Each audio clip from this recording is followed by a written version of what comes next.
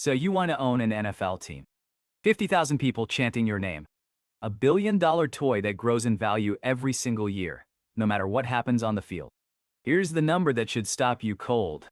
Average team value today, $7.6 billion. In 2010, it was $1 billion. 7 times up in 15 years. Sounds like the safest bet in the entire American economy. It isn't, and by the end of this, you'll know exactly why. Point 1. You can't just buy in. The league forces whoever holds the controlling interest to personally own at least 30% of the team. No fronting through a syndicate of passive investors the way you can with almost any other asset on Earth. Want a $10 billion franchise? You personally need $3 billion in cash, just for your slice.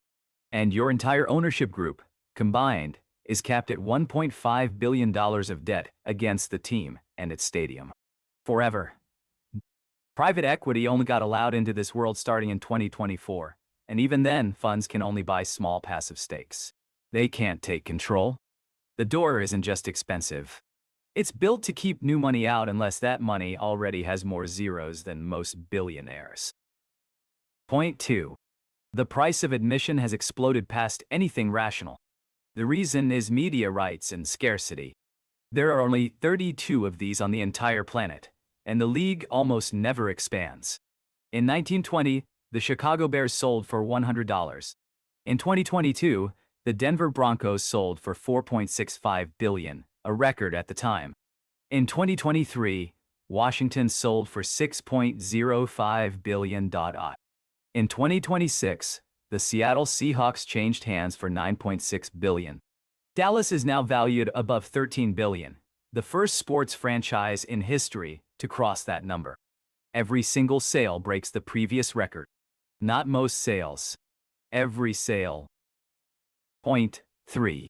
The team is profitable before it does anything at all. Every year, the league negotiates national media, deals and splits that money equally across all 32 teams, win or lose, good season or terrible one.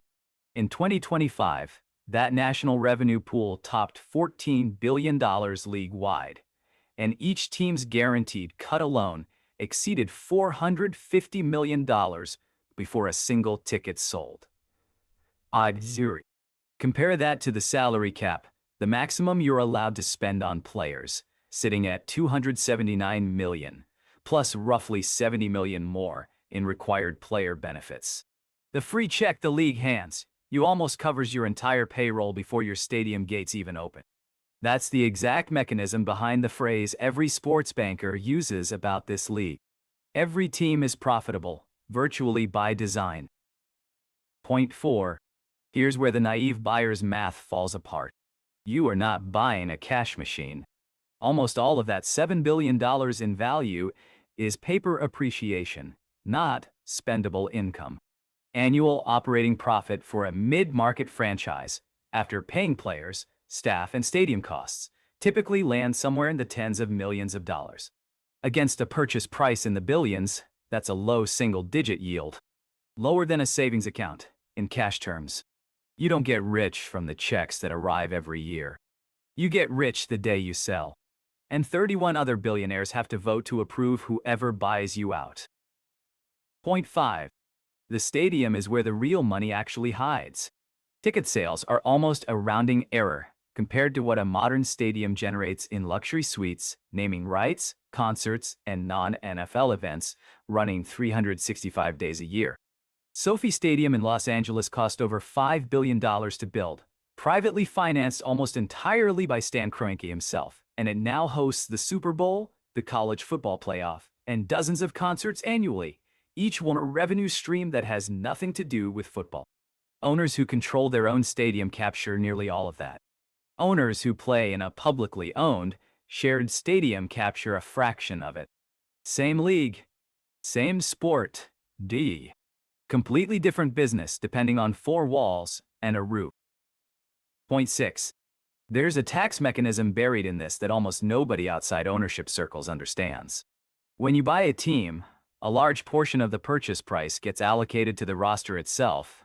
The player contracts, and the tax code lets owners depreciate that value over several years, the same way a factory depreciates machinery.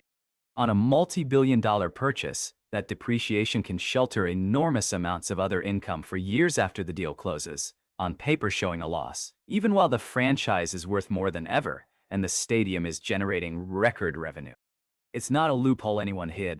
It's written directly into how professional sports franchises get taxed in America.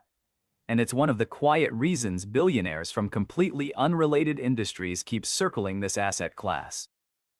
Point 7. Now the part where paper billions stop protecting you. Case 1. 2023. Dan Snyder is forced to sell the Washington franchise for $6 billion. Not because he wanted to cash out at the top. Because a wave of investigations into workplace misconduct and financial improprieties, followed by a congressional inquiry, made him radioactive to sponsors and to his fellow owners. The franchise's value kept climbing the entire time this played out. The team was fine. He was the liability, and the other 31 owners made sure he knew it. Case 2. 2016. Stan Kroenke moves the Rams from St. Louis to Los Angeles. St. Louis sues the league, arguing the relocation broke the rules the team had agreed to. The case drags on for 5 years. 2021. Settlement. $790 million in cash, paid mostly by Kroenke and the league, just to make the legal exposure disappear. The franchise's value had gone up enormously since the move. The bill still had to be paid in real money that same year, out of pocket. 2 different franchises. 2 completely different kinds of hidden cost. One from a person losing control of his own conduct. One from a business decision made 5 years earlier finally coming due with interest. Point 8. Even the exit isn't really yours to control. Every sale requires approval from at least 24 of the league's 32 owners, a supermajority vote, not a simple majority. That vote isn't just a formality.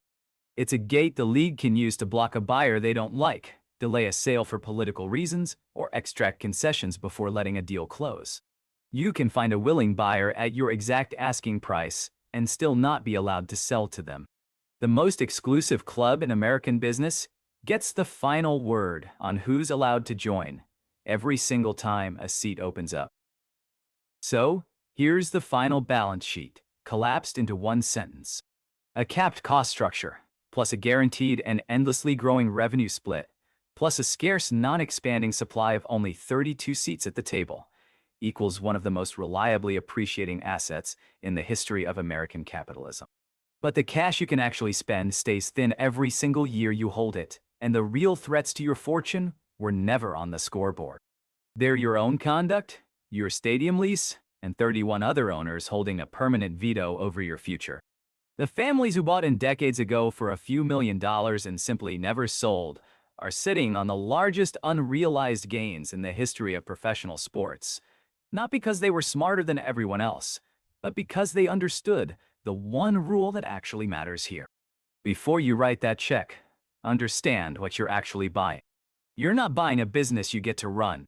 You're buying a membership in a club with 31 other billionaires, and they decide who gets to stay in it.